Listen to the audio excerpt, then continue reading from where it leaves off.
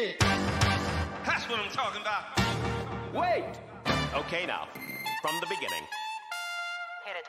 Hello my friend et bienvenue sur Kevlar Diet. Aujourd'hui je vais te parler de comment faire pour prendre du muscle. Mais peut-être que dans le titre tu as vu qu'il y avait marqué partie 1. C'est parce que dans la partie 1, donc dans ce podcast là, je vais te parler de la nutrition et dans la partie 2, je vais te parler de l'entraînement. Donc avant de débuter, j'ai envie de parler avec toi d'une légende urbaine qui existe, qui dit qu'il est possible de prendre du muscle sec sans prendre de masse grasse, prendre du muscle sec sans gras. Je peux prendre 5 kilos de muscle pur en seulement un mois. Ça, c'est faux. C'est faux. Sauf pour 3 personnes. Si tu fais pas partie de ces 3 personnes-là, c'est absolument faux pour toi. Ces 3 personnes-là, elles sont la première, le débutant. Donc, si tu es débutant, tu peux prendre 5 kilos le premier mois de muscle. Ça, c'est possible. La deuxième personne, c'est la personne qui a arrêté le sport et qui reprend. Donc, ça va être la reprise d'entraînement. Ça va pas être de la création de masse musculaire, mais en fait, ça va être simplement de la reprise avec la mémoire musculaire. Donc ça, c'est la deuxième personne. Et la troisième personne, c'est la personne qui prend des produits dopants. Donc pour la majorité des personnes, 99% de la population mondiale, le commun des mortels, c'est strictement impossible de prendre de la masse musculaire sèche, sans masse grasse. Ça, c'est impossible. C'est une légende urbaine, donc ne te fais pas avoir en te disant je vais prendre 10 kilos de muscle en seulement 3 mois, en seulement 2 mois, en seulement 1 mois. C'est faux, my friend. C'est faux. Petite introduction faite, petite parenthèse faite. Maintenant, on va rentrer dans le vif du sujet de comment faire pour prendre de la masse musculaire le plus rapidement possible, le plus efficacement possible, avec un minimum de masse grasse. Mais le but du jeu, c'est de minimiser, de diminuer un maximum la prise de masse grasse, quoi, de gras. Le but, c'est de prendre un maximum de muscle, un minimum de gras. Donc, premièrement, il y a un grand concept. Le grand concept, je vais te l'expliquer, mais vraiment de manière très simple. Tu veux construire de la masse musculaire. Donc, qu'est-ce que ça veut dire? Ça veut dire que tu veux construire des tissus supplémentaires, des cellules supplémentaires. Tu veux construire du muscle en plus. Donc, tu vas faire vraiment de la construction. C'est un petit peu comme si tu avais une maison. Tu vois, tu as une maison à la campagne et tu veux construire un garage à côté ou dans le jardin, tu veux construire une petite maisonnette. Tu veux construire une pièce supplémentaire. Ce dont tu as besoin, c'est quoi?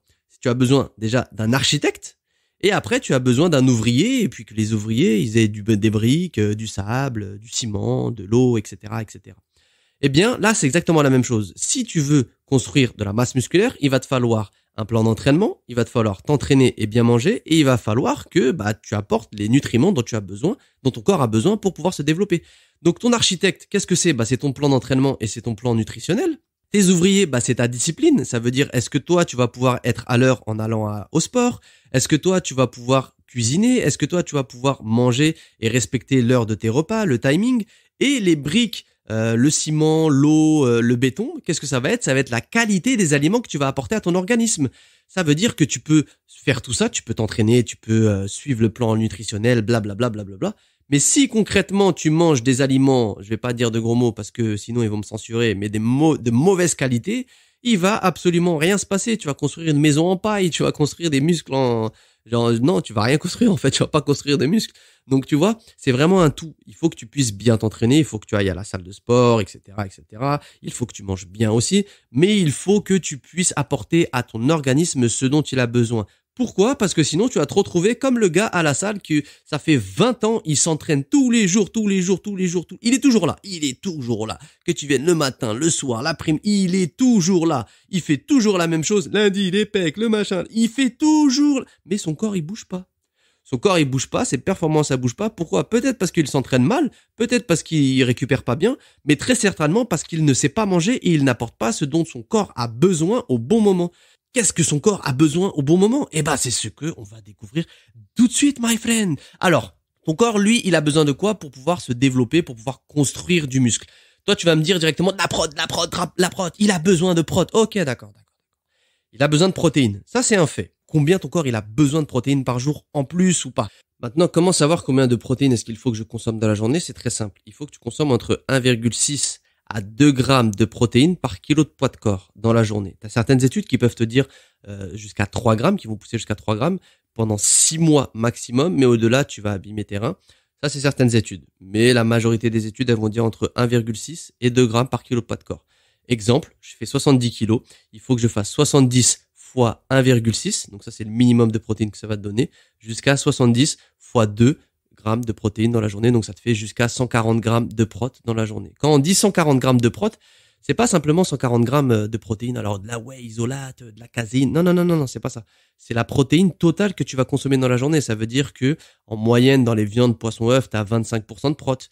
Dans les féculents, t'en as 10. Dans les fruits, t'as 1%. Dans les fruits oléagineux, tu vas avoir 24%. Donc, tu vois, c'est vraiment toute la protéine que tu vas consommer dans la journée, que ça soit par l'alimentation, ce qu'on appelle, j'aime pas donner ce terme naturel, alimentation naturelle, je préfère le terme solid food. Donc, c'est l'alimentation solide, la vraie alimentation.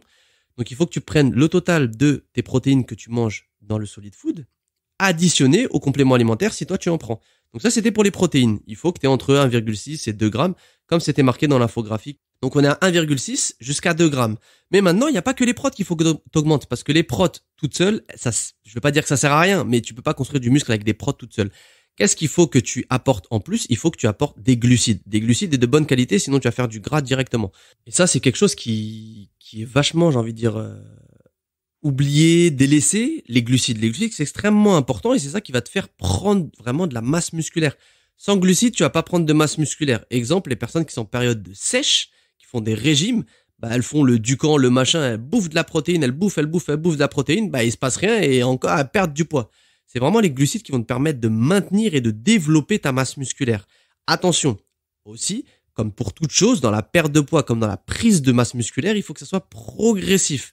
Pour les glucides, pareil, il faut que ton apport il soit vraiment progressif. Pourquoi? Parce que si tu balances tout d'un coup, tu dis ok, d'accord, je dois faire un excédent calorique, je vais augmenter de 30% mes apports d'un coup. Et bah qu'est-ce qu'il va faire ton corps? Lui, il va être choqué, il va se dire oh là là, qu'est-ce qui se passe? Pourquoi est-ce que j'ai pas besoin d'autant d'énergie, j'ai pas besoin d'autant de glucides, etc. Qu'est-ce que je vais faire? On sait jamais, je vais faire du stock les gars. Ok, balance du stock. Et le stock, comment on le fait? On le fait autour de la ceinture, donc au niveau du ventre, au niveau des hanches, au niveau des cuisses, au niveau des fesses, au niveau du dos pour les hommes aussi. Et c'est pas ce que nous on veut, parce que nous ce qu'on veut c'est prendre de la masse musculaire et prendre un minimum de gras et faire un minimum de gras. Donc les glucides aussi, il faut qu'ils soient apportés de manière progressive, tout comme les protéines. Les protéines et les glucides, quand ils travaillent ensemble, ça va te faire vraiment une synthèse musculaire beaucoup plus grande que les protéines toutes seules ou même les glucides tout seuls. Et ça, c'est des études qui sont sorties. Tu peux les retrouver facilement sur Internet. Là, ils travaillent en synergie. Donc, les deux qui travaillent ensemble, donc en synergie, ça va vraiment donner un résultat grandement supérieur par rapport à la protéine toute seule ou aux glucides tout seul. Donc ça, c'est sur les glucides. Et après, tu peux te poser la question de ouais, ok, les glucides, d'accord. Mais où est-ce que je les trouve? Les glucides, tu vas les trouver principalement dans les féculents. Tu vas les trouver dans les féculents, donc ça va être dans le riz, les pâtes, le pain, le seigle, l'avoine, les lentilles, le quinoa. Qu'est-ce que tu vas avoir d'autre? Les haricots rouges, tu vas avoir la patate douce, la pomme de terre. Enfin, tu vois tous les féculents, que ce soit les céréales ou même les légumineuses. Tu vas les trouver aussi dans les fruits. Alors attention après aussi à ne pas abuser des fruits parce que ça reste du fructose majoritairement. Mais les fruits, si t'en manges 3 dans la journée, t'es très bien. Tu te fais un smoothie avec une bonne banane, avec un petit peu de beurre de cacahuète ou autre chose, et t'es très bien, tu vois, ça te fait un bon apport en protéines et en glucides. Donc les deux qui travaillent ensemble, c'est excellent. Donc protéines et glucides, il faut que tu les augmentes, mais de manière adaptée. Toujours de manière adaptée et toujours de manière progressive. Toujours. Ça, c'est extrêmement important. Et pour finir non, parce que je vais te donner un petit bonus derrière. Pour finir, c'est le sommeil. Le sommeil et la récupération, c'est extrêmement important. Pourquoi? Parce que c'est eux qui vont vraiment te régler sur tes hormones. Et les hormones, c'est extrêmement puissant pour la récupération, pour la régénération. Bugué de ouf. Pour la régénérescence. Je sais pas pourquoi j'ai utilisé ce terme. Pour récupérer, my friend. Pour récupérer, c'est extrêmement important. Et tu as des études, encore une fois, qui sont très faciles à trouver, qui ont prouvé que les personnes qui travaillaient de nuit, donc leur cycle circadien, donc des hormones, il était complètement bousillé. Et en fait, au niveau de l'hormone de croissance, au niveau de plein d'hormones, c'était complètement n'importe quoi. Du coup, il y avait de l'inflammation à tout va, il y avait de la fatigue chronique, il y avait même des anémies aussi. Donc le fait de bien récupérer, le fait de bien dormir, c'est extrêmement important. Et c'est ça aussi le socle d'une bonne performance et d'une bonne prise de masse musculaire. Si t'as pas de sommeil, t'as pas de récupération, t'as rien, tu vas pas pouvoir être au top. Pas du tout. C'est un peu comme si tu faisais travailler tes ouvriers 24 heures sur 24, 7 jours sur 7. Peut-être qu'au début, ils vont être efficaces, ils vont te monter le premier mur, mais après, ils vont te faire n'importe quoi. ils vont oublier certains trucs et ils vont faire des bêtises. Donc là, c'est la même chose avec ton corps. Donne-lui du repos et puis en plus de ça, Sangoku, il a dit que la récupération et le repos, ça fait partie de l'entraînement. Donc il faut écouter Sangoku, my friend. Pour le petit bonus, parce que je t'ai dit qu'il y avait un petit bonus, même si on va développer ça parce que c'est un thème qui est très vaste. Je vais te parler rapidement des compléments alimentaires. Ah, les compléments alimentaires. Les compléments alimentaires, comme son nom l'indique, ce sont des compléments alimentaires qui servent à compléter l'alimentation. Et ça, je le dirai jamais assez. Moi, pendant 4 ans, j'ai géré une boutique de compléments alimentaires et c'est le discours que je tenais. Si tu n'en as pas besoin, ne prends pas. Les compléments alimentaires, c'est utile si t'as pas la possibilité de trouver ce nutriment dans ton aliment, dans ton alimentation. Je sais pas, je dis des bêtises. Un gars qui s'entraîne 3 fois par jour, bah bien évidemment qu'il va prendre de la protéine après son entraînement. Et il va pas se balader avec sa tranche de dinde dans son sac, dans tout Paris. Oh là là, je dois manger à midi, je dois manger à 15h, je dois manger à 17h. Non, tu vas prendre ça te facilite. Les compléments alimentaires, si tu as la possibilité de manger, j'ai envie de dire du solid food, quelque chose j'aime pas le terme naturel, mais quelque chose de solide, tu m'as compris. Mange de la vraie alimentation, mange des vrais aliments, tu vois, mange des produits bruts, mange-les. Si tu n'as pas la possibilité, alors oui, là tu peux te tourner vers les compléments alimentaires. Mais si tu as la possibilité, fais des collations, fais des smoothies, fais des sandwichs par exemple, un sandwich très très simple à faire. Tu prends du pain de préférence complet, tu peux mettre du carré frais, tu peux mettre de la margarine, tu peux mettre ce que tu veux, tu peux mettre une tranche de dinde, tu peux mettre un œuf, tu peux mettre du beurre de cacahuète, du beurre d'amande, tu peux mettre ce que tu veux, tu peux te faire aussi des bowl cakes, tu peux te faire des bowl cakes avec des flocons d'avoine, avec du lait, avec des graines de chia, un petit peu de poudre de spiruline, de curcuma, enfin bref, tu peux te faire de tout, tu peux vraiment avoir de tout pour augmenter tes protéines et tes glucides de manière naturelle. Même si j'aime pas ce terme, mais pour que tu me comprennes, tu vois, j'utilise ce terme-là.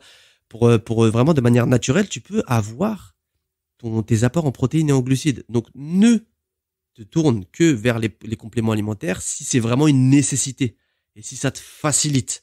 Si c'est pas une nécessité et si ça te facilite pas, oriente-toi vers le solid food. C'était vraiment le conseil que je pouvais te donner et essaye de délaisser les gainers. Les gainers, en général, ils sont full sucre.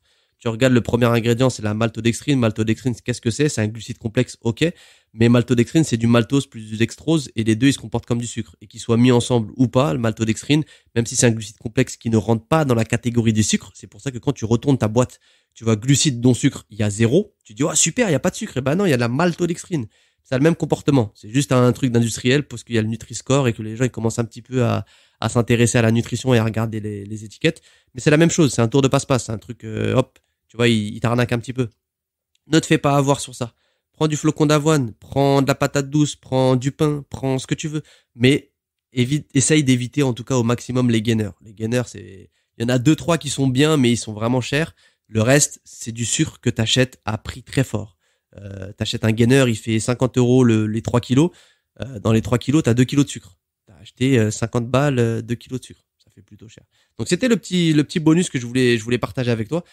Vraiment ça, compléments alimentaires, si t'en as réellement le besoin, tu les prends, si t'en as pas besoin, tu ne les prends pas, my friend. Donc c'était vraiment ce que je voulais partager avec toi sur comment faire pour prendre de la masse musculaire avec la partie nutrition, et puis on se donne rendez-vous pour un prochain podcast où là on parlera de la partie sport, la partie entraînement, et je te fais le petit topo de ce qu'il fallait retenir de ce podcast-là. Alors c'est extrêmement simple, si tu veux développer de la masse musculaire, qu'est-ce qu'il faut faire?